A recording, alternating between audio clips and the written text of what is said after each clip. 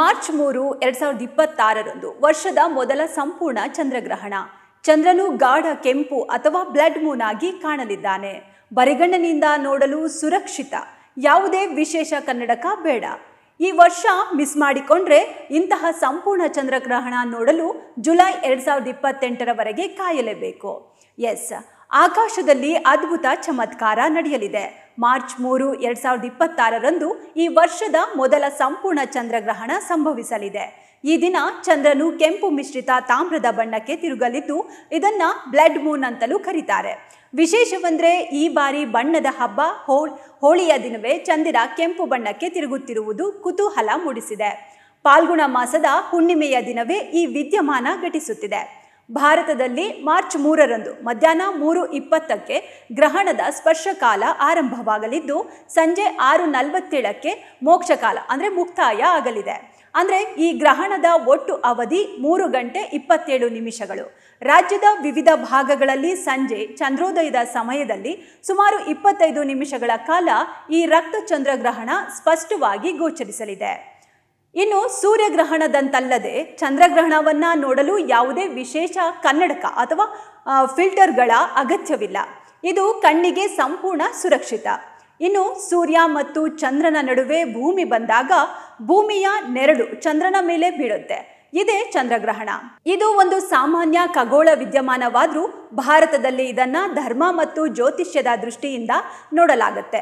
ಇನ್ನು ಹಿಂದೂ ಧರ್ಮಶಾಸ್ತ್ರದ ಪ್ರಕಾರ ಗ್ರಹಣದ ಸಮಯವನ್ನ ಸೂತಕ ಕಾಲ ಎಂದು ಪರಿಗಣಿಸಲಾಗುತ್ತೆ. ಈ ಸಮಯದಲ್ಲಿ ಕೆಲವು ಮುನ್ನೆಚ್ಚರಿಕೆಗಳನ್ನು ವಹಿಸುವುದು ರೂಢಿ.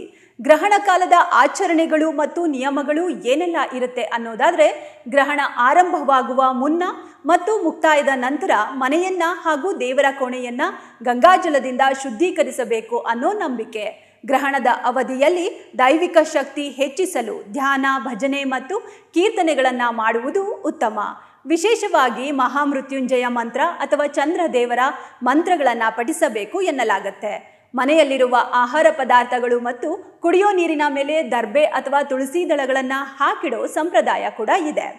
ಇದು ಗ್ರಹಣದ ಕಿರಣಗಳ ಪ್ರಭಾವವನ್ನು ತಡೆಯುತ್ತದೆ ಎನ್ನಲಾಗುತ್ತೆ. ಇನ್ನು ಗ್ರಹಣ ಮುಗಿದ ತಕ್ಷಣ ಸ್ನಾನ ಮಾಡಿ ದಾನ ಧರ್ಮ ಮಾಡುವುದು ಪುಣ್ಯದಾಯಕ ಅಂತ ನಂಬಲಾಗಿದೆ. ಇನ್ನು ಗ್ರಹಣ ಸಂದರ್ಭ ಮದುವೆ, ಗೃಹ ಪ್ರವೇಶ, ಹೊಸ ಉದ್ಯೋಗ ಆರಂಭ ಅಥವಾ ಹೊಸ ವಾಹನ ಖರೀದಿ ಮಾಡುವುದು ಅಶುಭ ಎಂದು ನಂಬಲಾಗಿದೆ. ಗ್ರಹಣದ ಅವಧಿಯಲ್ಲಿ ಆಹಾರ ತಯಾರಿಸುವುದು ಮತ್ತು ಸೇವಿಸುವುದು ನಿಷಿದ್ಧ.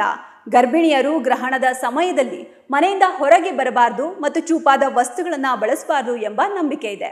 ಆದರೆ ಇದು ಕೇವಲ ನೆರಳಿನಾಟವಾಗಿದ್ದು ಆರೋಗ್ಯದ ಮೇಲೆ ಯಾವುದೇ ಪರಿಣಾಮ ಬೀರದು ಎಂದು ವಿಜ್ಞಾನಿಗಳು ಹೇಳ್ತಾರೆ. ಈ ಬಾರಿಯ ಹೋಳಿ ಹಬ್ಬದ ಸಂಭ್ರಮದ ನಡುವೆಯೇ ನಿಸರ್ಗದ ಈ ವಿಸ್ಮಯವನ್ನ ವೀಕ್ಷಿಸಲು ಜನರು ಕಾತರರಾಗಿದ್ದಾರೆ. ವಿಜ್ಞಾನಿಗಳಿಗೆ ಇದೊಂದು ಸಂಶೋಧನೆಯ ವಿಷಯವಾದರೆ ಜನಸಾಮಾನ್ಯರಿಗೆ ಇದೊಂದು ನಂಬಿಕೆ ಮತ್ತು ವಿಸ್ಮಯದ ಸಂಗಮವಾಗಿದೆ. ಇದು 2026ರ ಏಕೈಕ ಸಂಪೂರ್ಣ ಚಂದ್ರಗ್ರಹಣವಾಗಿದೆ. ಈ 2026ರ ಗ್ರಹಣ ಮಿಸ್ ಮಾಡಿಕೊಂಡ್ರೆ ನೀವು ಇಂತಹ ಸಂಪೂರ್ಣ ಚಂದ್ರಗ್ರಹಣ ನೋಡಲು ಜುಲೈ 2028ರವರೆಗೆ ಕಾಯಲೇಬೇಕು.